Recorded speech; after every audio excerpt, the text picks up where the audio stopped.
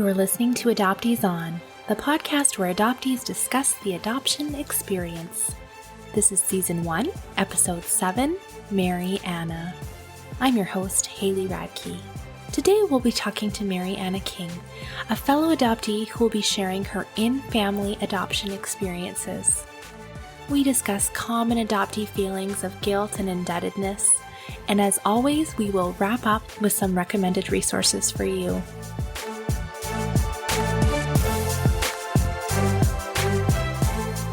I'd like to welcome our guest today, Mary Anna King.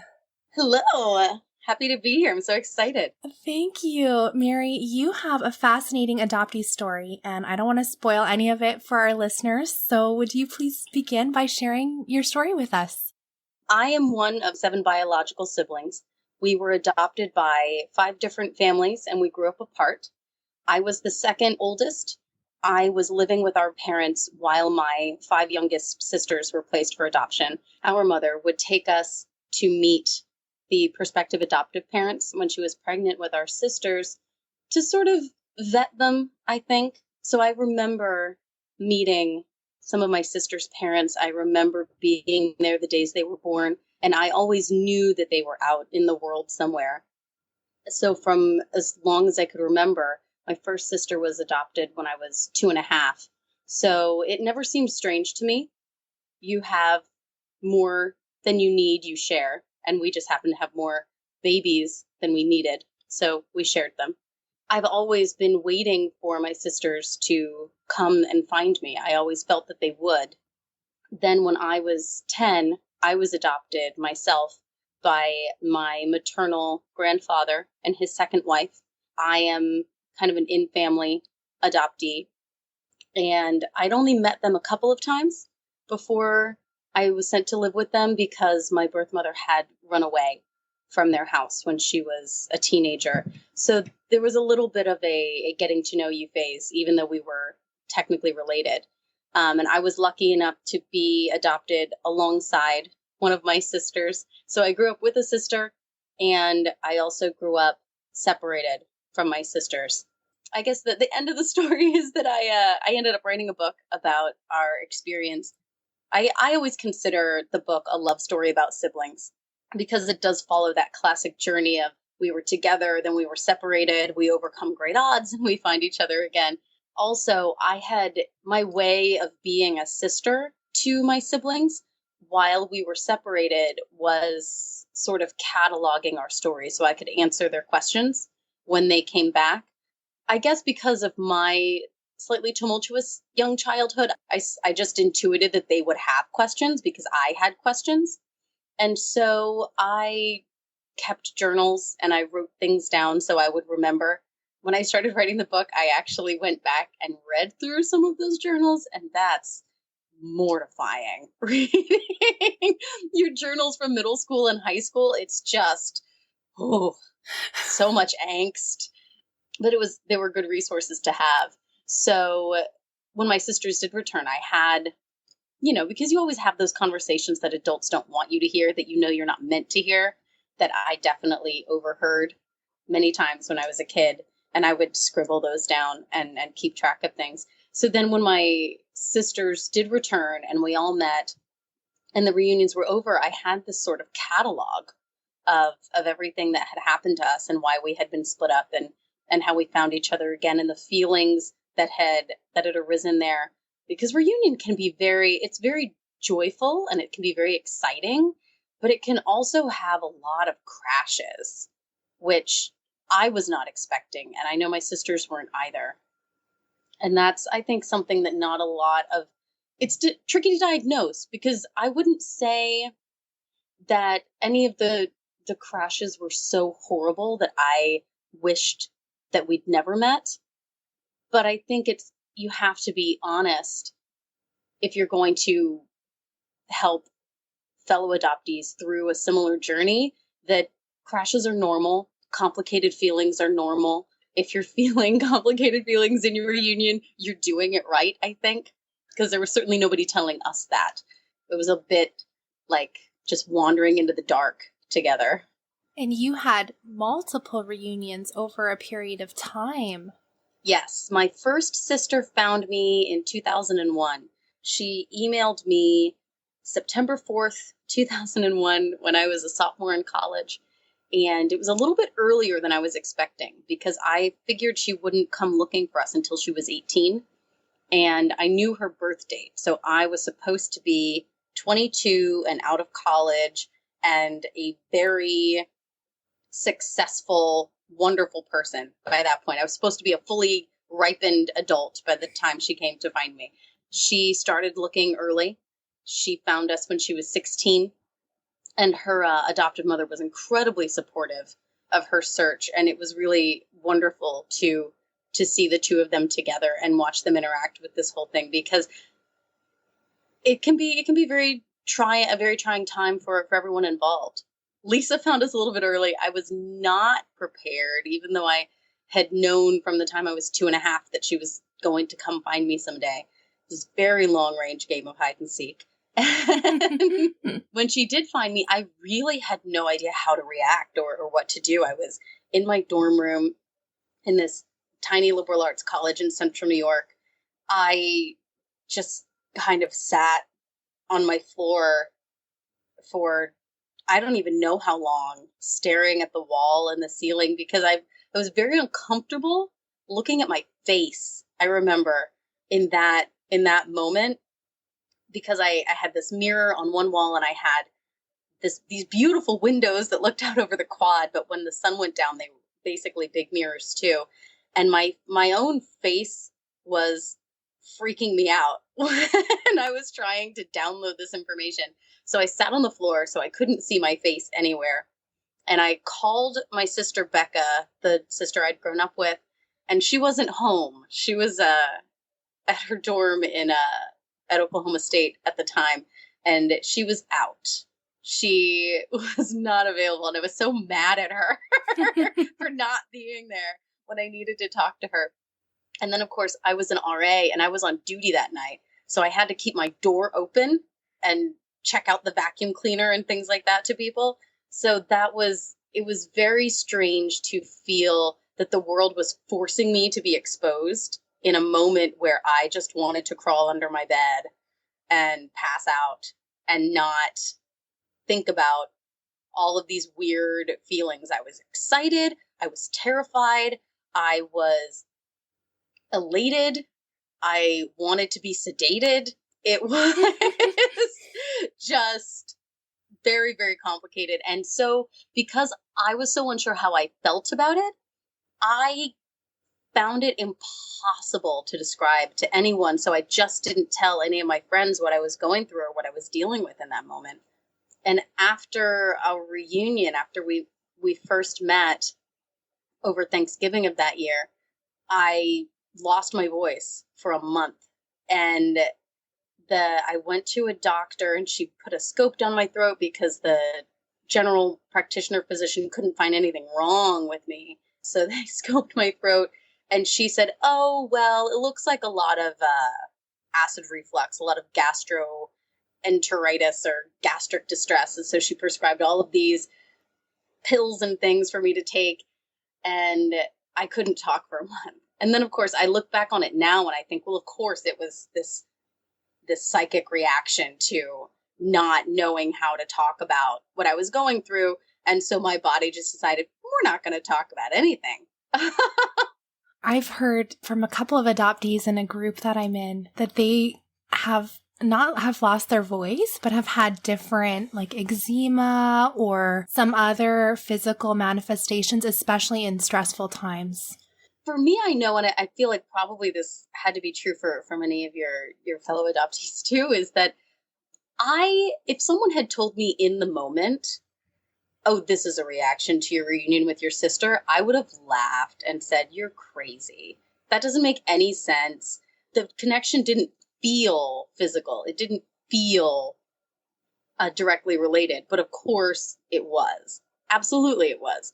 But I was completely incapable of breaking down these little compartments about this is health and this is family and this is everything was in its box, just like a little kid with those plates with the compartments in it so nothing bleeds together. I very much was very big on nothing bleeding together in my life, which was part of the reason I went to a school so far away from anyone who knew me.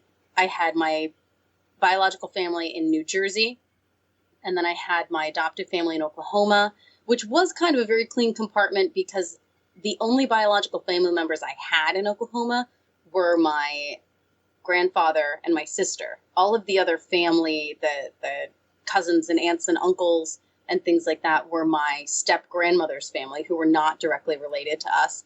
And she was my grandfather's second wife. So they had gotten married much later in life. And all of her family anticipated they wouldn't have any children. And then suddenly they had me and my sister. So that was an interesting negotiation there as well. So it was this very compartmentalized experience.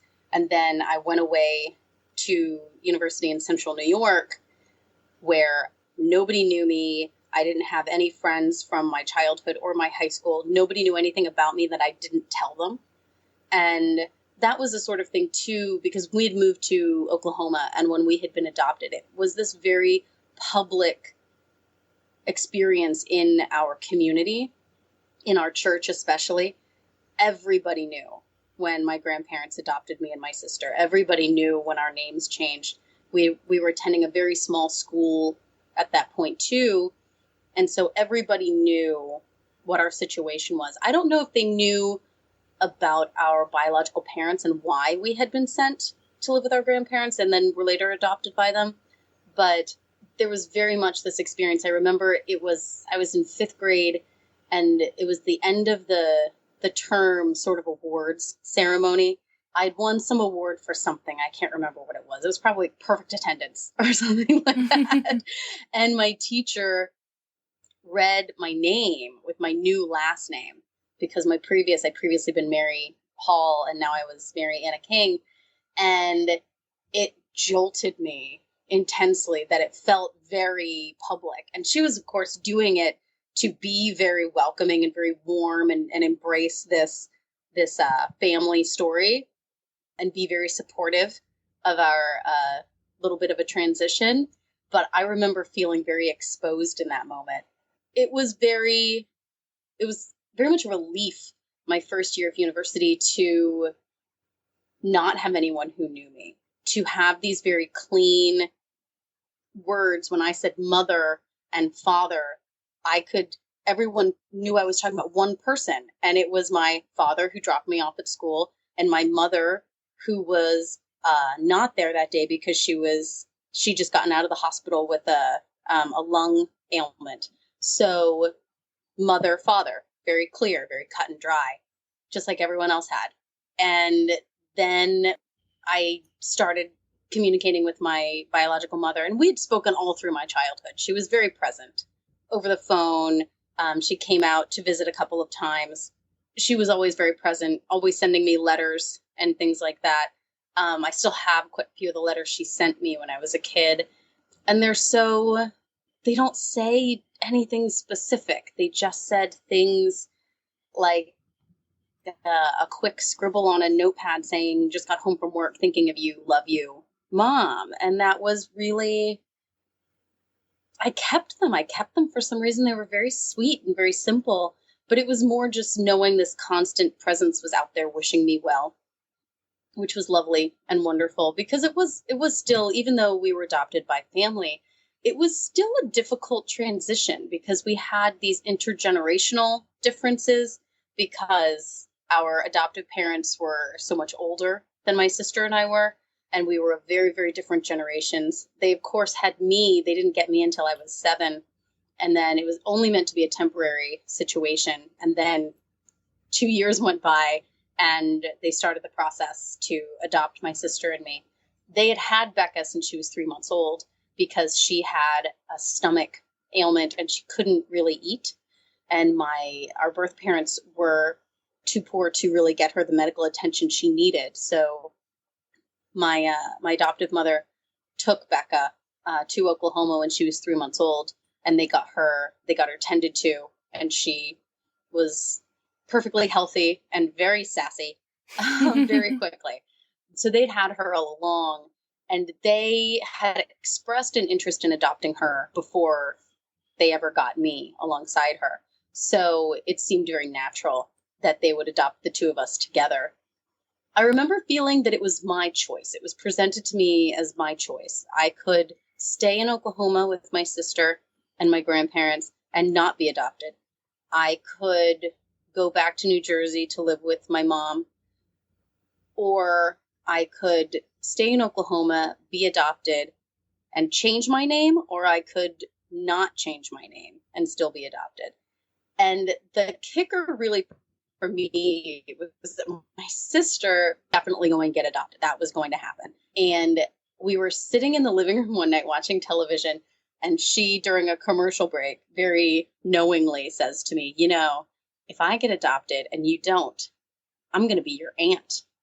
And I was 9 at the time, and I thought, never, you will never be my aunt. So we, held hands and jumped together and took the opportunity to change my name, because the changing of the name actually really did help solidify our family unit a little bit more, because when you don't have the same name on all of the school forms and things like that, people have questions in their mind whether or not they ask them.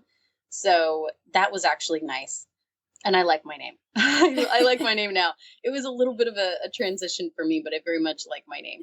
In your book, you share why it was just you and your sister adopted, but your grandfather and his wife, they didn't know about the other children? They did not. Yes, that's a very important point. My birth parents kept a pretty tight lid on the adoptions of my younger sisters. I know, I sense from our birth mother that a little bit from her end was she felt a little bit ashamed about it. I don't know if that's the word she would use, but it seems that she just didn't want people to know because she didn't think they would understand. I definitely saw her go through a process of, when she was placing my sisters for adoption, everyone around her was saying, you're doing a good thing. You're doing the best thing. You're doing a brave thing. And then once they were adopted and they were gone, and people in her life later found out that she had placed these children for adoption, oh, she was horrible. How could she have done that? They could never part with their children that way. And what a horrible thing to have done. And that was a very bizarre thing for me to wrangle with, because I had always thought that she was I always understood that she placed my sisters for adoption out of a desire for them to have something more than she felt she could offer them, that she wanted them to have something better, because she had been in foster care herself as a child. She had been a runaway. She had never really felt that she fit in with her biological family. Family was a big struggle for her. She very much wanted to keep all of my sisters. She really did. But they just didn't have the money. And my father, a biological father, sort of felt that it was part of a divine plan, that this was God's will, that he and my mother were meant to place these children with couples who ordinarily would not have been able to have children. And this was in the 80s and 90s, before in vitro fertilization was really commercially available in the States. So it was not a far stretch to think that, these couples that were adopting my sisters would not have otherwise had children. And that, that carried a lot of weight with my biological father, from what I know. But even still, they did not tell a lot of people about it. And I've always wondered why that was. I know it was a different time, but there wasn't an opportunity for anyone else in the extended family to step in and say, let me help you. If you need help, I can help. And that was one of the things with my grandfather come adoptive father. When he did find out about the younger girls, their adoptions had long ago been finalized. They were they were school age by the time he discovered they existed. He very much felt very saddened by that.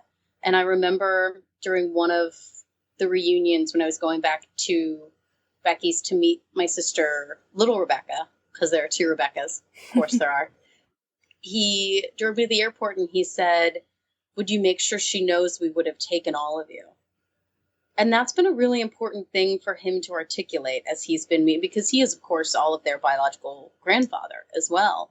So that was a really important thing for him to feel, that they knew that if he had known, he would have helped. If he had known, he would have done more. He would have done something.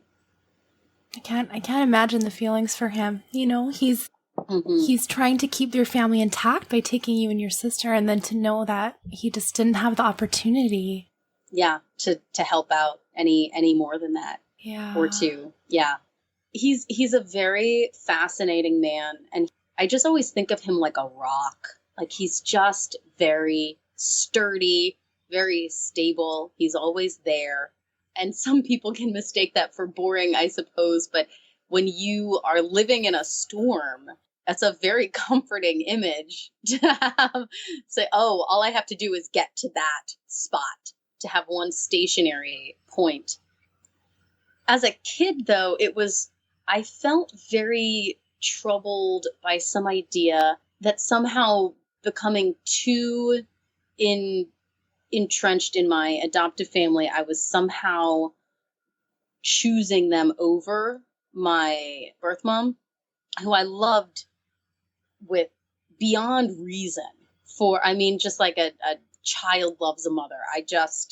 She had an innate skill at just being delighted by her children. And I mean, every little thing I did, she was fascinated by, and she was supportive of everything, and it didn't matter what I did.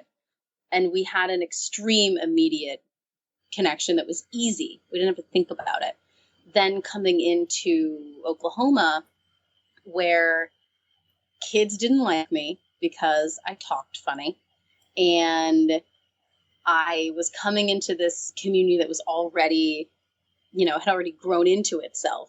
And my grandparents, come adoptive parents, very much, I think, had been a little heartbroken when my sister left for a very brief time. And I think that they were a little bit on guard when we first came to Oklahoma against being hurt again. So it made a solid connection for all of us a little tricky. And there was no one really to talk to about that. There was no one to reach out to and say, how do we do this? How do we knit a connection together where one did not exist before? I had been a little bit of a wild running around the neighborhood kid. I'd been a free range kid in New Jersey, and I'd been accustomed to that. And in Oklahoma, that was just not the way things were. And it was a tricky transition. And I think it would have helped very much if someone, instead of saying, oh, well, they're family, they know each other, it'll be easy, had checked in a little bit more to say, how are you doing? Are you having difficulties connecting on any of these levels, or understanding one another in any of these ways? Or even just to say, it's okay if it's difficult. If it's difficult, you're doing it right. It's going to get better. It will get easier. But there was no one to say that. And there was no one even directly to reach out to for that kind of conversation. So I do hope that in the future we find better ways. I do hope that we, as a community, find better ways to give people resources like that. Yes, that's definitely so important. And in your case, I mean, I'm assuming, I guess, in family ones that there aren't the social workers and the other support that sometimes, new adoptive parents might have. I think it depends. We had definitely, I remember there being a home study. I remember there being a social worker that came into the house once. I don't remember her ever coming back, but I remember she was there at least once. And she was there for about 5 or 6 hours talking with my adoptive parents. And Becca and I, of course, little performers that we were in music lessons and dance lessons and all of these things, could not have been more excited to have an audience. So we were playing piano and dancing and just being goofballs. I think we actually played a duet on the piano, which at that age, we would never have been capable of doing without, someone getting pushed off the piano bench if we had not had a stranger there to to perform for. So yeah, I remember there was at least one home study. I remember we had the day we went to the courthouse to get the whole thing finalized. And I was 10 at that point, and I had thought it was going to be like a court TV show, like something similar to Law and Order, where we would go into a courtroom and there would be a judge in a robe at the thing, taking all of us in and making a decision and saying, yes, let's stamp all of this. This looks great. Everyone's fantastic. And making it that it would have felt more official. But we were in, I think, just sort of an anteroom to the judge's chambers. It was very small and it was very hot. It was very dry. I remember, I think she had red hair, at least in my memory she does, and just sort of going through and just, okay, signing things. And I don't remember there ever being a conversation sort of, like you do with a wedding or something, where you say, I now pronounce you, husband and wife, or I now pronounce you if it happened. And I realized when it didn't happen that that's what I'd been expecting. I'd been expecting a sort of ceremony, and there wasn't one. And then we went to the Social Security office to get our Social Security cards changed because our names were different now. And I was 10, and so they had me sign it. And I thought that was really weird. When you're born and you get a Social Security number and a card and things like that, you don't sign it. But I had to sign this one. And it was the first time I'd written my full new adopted person name. I was really hoping that someone in the Social Security office or someone, I wanted there to be an audience for this day. Like there had been an audience when the social worker had come to the house. I wanted there to be an audience to make it feel more real, to make it feel more ceremonial, I guess. I remember very distinctly wanting the woman on the other side of the window where I was signing my Social Security card to say, what's going on? Like, and what's the story here? But she could not have been less interested. So yeah, that was I remember feeling very much that I wanted it to be more ceremonial. And then we went home and ate hamburgers. And Becca and I didn't go back to school that day. And then the next day we did go back to school, and our names were different. And then a couple weeks later, the award ceremony happened, which was the first time anyone had occasion to say my full name. And I felt like that was too real. I wanted there to be an audience when I wanted an audience, and then I wanted there to not be one when I didn't want one. So Oh, that's funny. Yeah. And I guess there's so many adoptees that, it happens in infancy or very young. And so there's not these memories. So you've had to process in a different way. You talk in your book about feeling very indebted to your grandfather and Mimi. And yes. Yeah. Would you talk a little bit about that? I think that it definitely came from me personally. It was something that I absorbed. It was not something anybody ever said to me. Nobody said, oh, you owe them for rescuing you. I just felt it intrinsically. And I remember with my birth family, we had struggled quite a bit financially. We were rather poor. And I never felt that poor because everyone around us was in the same situation. So it didn't seem that we were any different from anyone else in the world. Then when I went to Oklahoma, my grandparents were solidly middle class. They were not millionaires. They were just, very responsible and had saved up over the years and taking care of things. So I remember feeling the day that I walked into their house, we were coming from 5 of us living in a 2-bedroom little apartment in New Jersey, My brother and my sister and I shared a bedroom. We spent most of our time just running around outside because outside was much larger than the apartment. And so going to Oklahoma, suddenly this was a 3-bedroom house with an attic and a basement and 2 dens and an acre backyard and dogs and lots of furniture and a washer and dryer in the house and a refrigerator that you opened that had 2 doors, and there was food everywhere.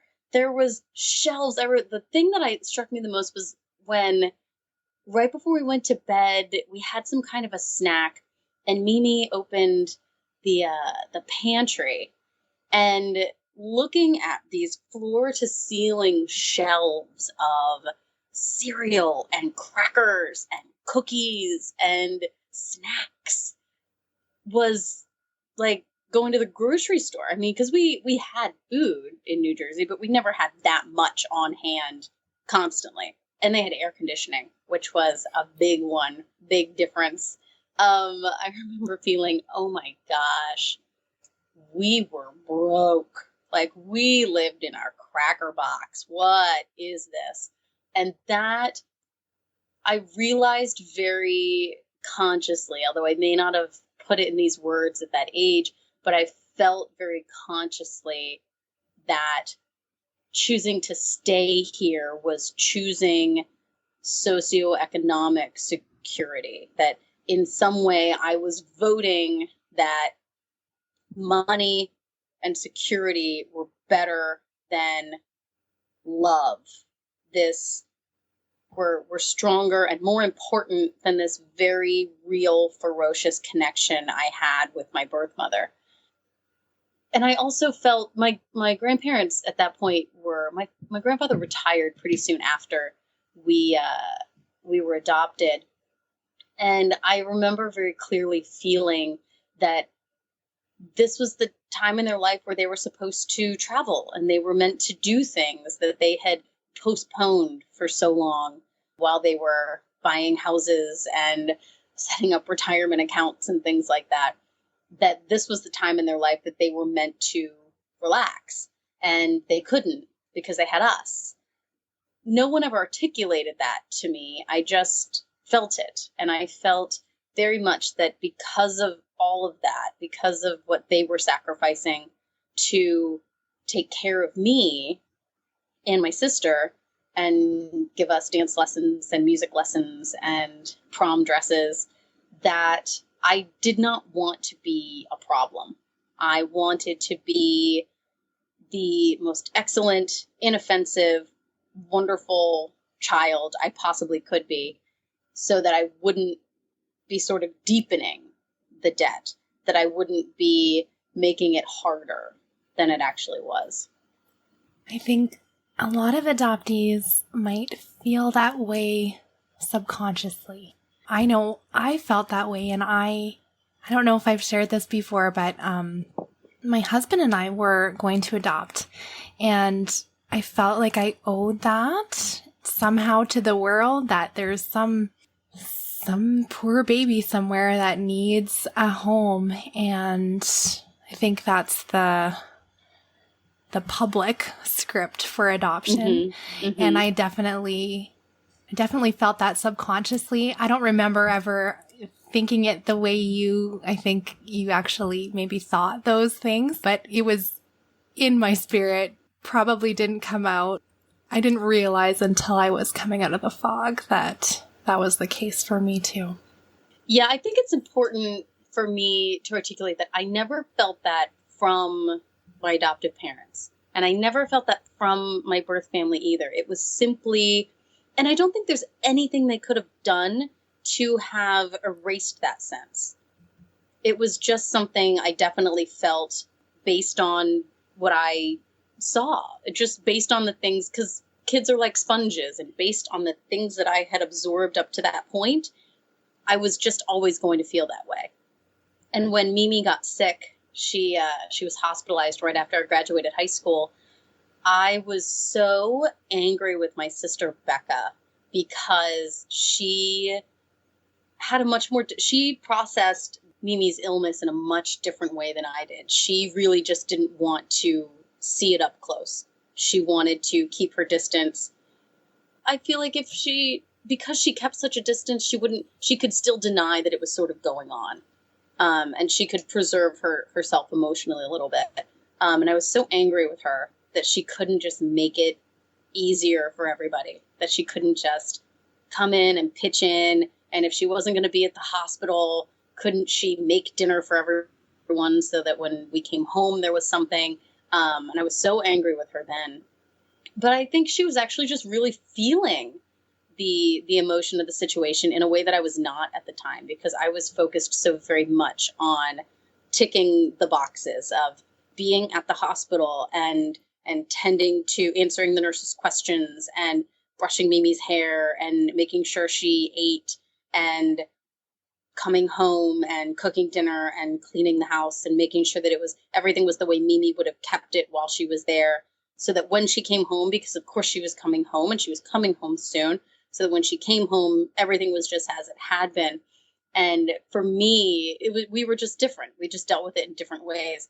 She was angry. My sister was angry with me too, that I was sort of doing all of these things and not leaving any room for her to pitch in a way. So she's my best friend. Becca is my best friend at this point in life. And it was so wonderful to have her to go through these reunions with, to have someone that I knew so deeply and who knew me and that I didn't have to be polite around and who could also sort of help diagnose the tumultuous aspect of it. Oh my gosh, we could not have been more antagonistic toward one another in those years of our lives. But I realize now that is a function of love, in that I knew she wasn't going anywhere and she knew I wasn't going anywhere. So we could be ugly to one another because we were always going to keep showing up. Those safe people in our lives take the brunt of it, don't they? They do, unfortunately. I would love it if you would talk a little bit about your perspective shift. You talk about this in the book, the triple win perspective, going to triple loss. Can you unpack that? I had always been waiting for the happy ending to happen with my sibling story. I grew up watching Disney Movie of the Weeks and Hallmark movies and things like that. And I was waiting for the happy ending resolution where everyone got along and held hands and danced around a maypole together, I guess, where everyone fit easily and somehow all of this would make sense. I realized around the time that Mimi passed that it wasn't going to happen that way. There was no maypole in the future. It was just all of us here doing the best we could. And as I started really unpacking some of the difficulties, some of the ups and downs of the reunions that I'd seen and been a part of, you know, the incredible exuberant meeting and then the crash and then dealing with the aftermath of the potentially stepped upon feelings of birth family and an adoptive family, and people who felt shortchanged and people who were angry, even though they hadn't been expecting to be. I started thinking more about everyone else's perspective in it and about maybe some of the more unsettling feelings that I had not been comfortable articulating when I was younger. And that was really for me when I realized what, you know, a lot of adopted people that I've spoken to have realized as well, that there is a win-win-win aspect to adoption of child needs family, family wants child, family can't take care of child. Everyone gets that need met. But then, of course, all of those wins have incredibly closely linked losses that frequently, in the case of my sister's adoptive parents, many of them had struggled with infertility, and they had miscarried children. They had lost, whether they had lost actual children or they had simply lost the idea of having their own children, their own biological children. They had lost something before adoption ever became a real option for them.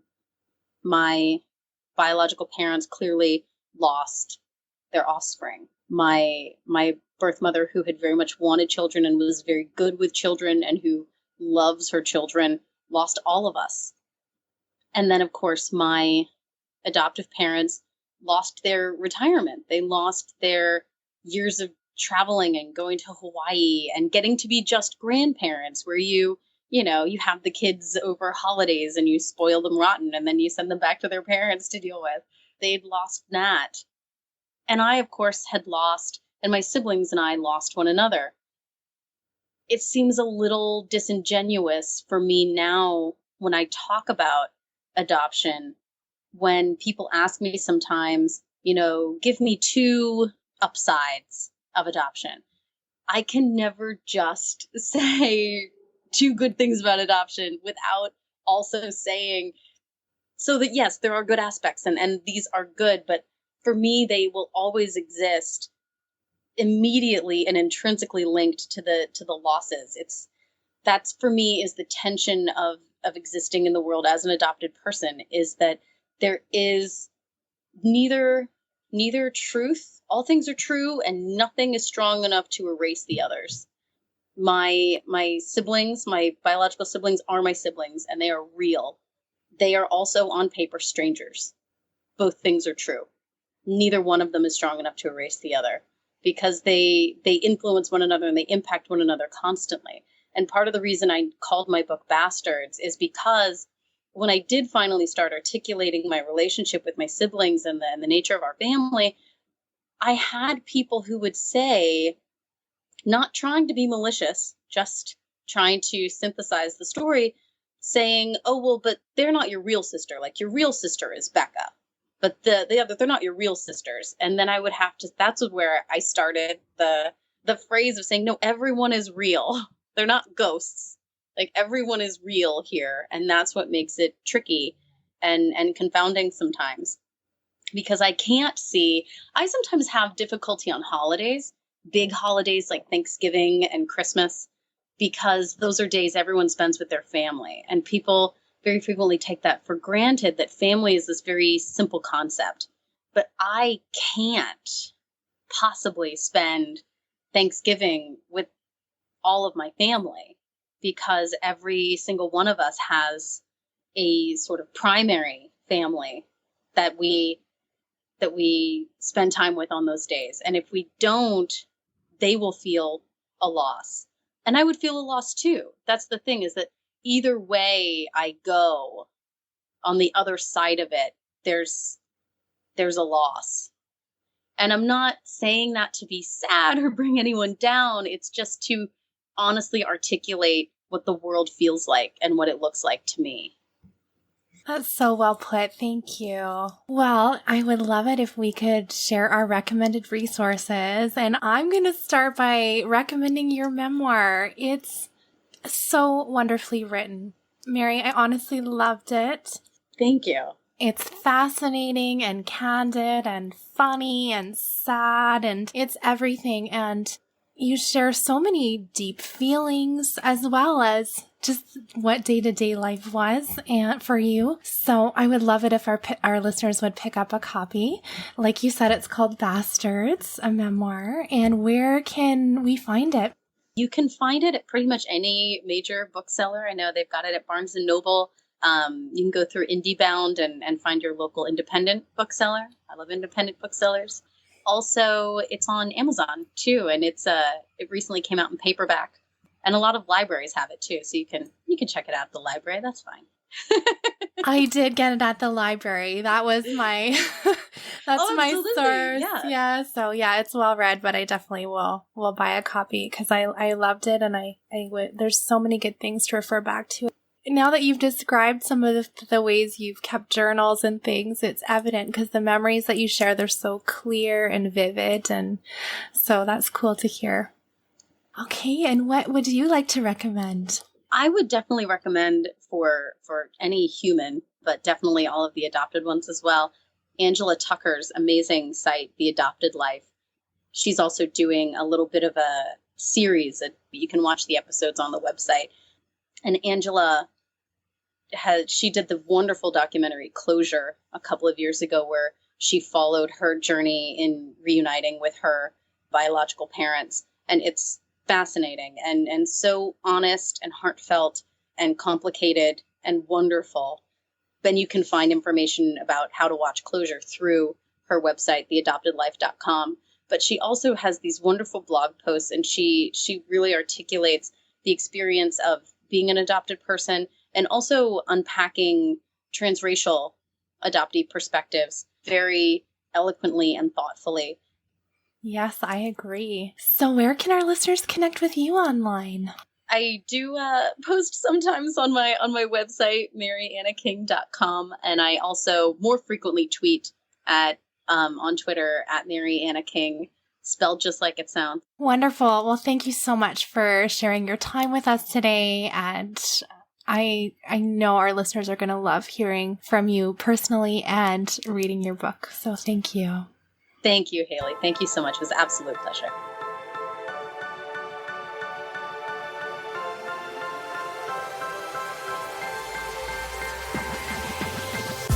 If you have more questions for Mary Anna, or to thank her for sharing her heart with us, please connect with her on Twitter at Mary Anna King. To find the show notes, ask a question, or share your adoptee story, visit our website adopteeson.com. We also love to chat with you on Twitter or Instagram at adopteeson. Today, would you please show someone how to subscribe to our podcast? Just take their phone and add us. You'll be able to discuss the episodes with them, and you'll seem technologically advanced in their eyes. Thanks for listening. Let's talk again soon.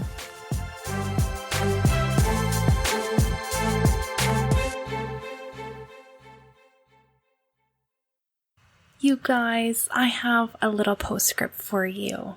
2 things. I wanted to let you know that Angela Tucker has her 2nd episode out of her web series, The Adopted Life. It's awesome, so check it out on her website. And I also want to thank you for all of your emails and tweets. I am honored to share these stories with you. I recently lost my grandma, and I was struggling to finish producing this episode for you.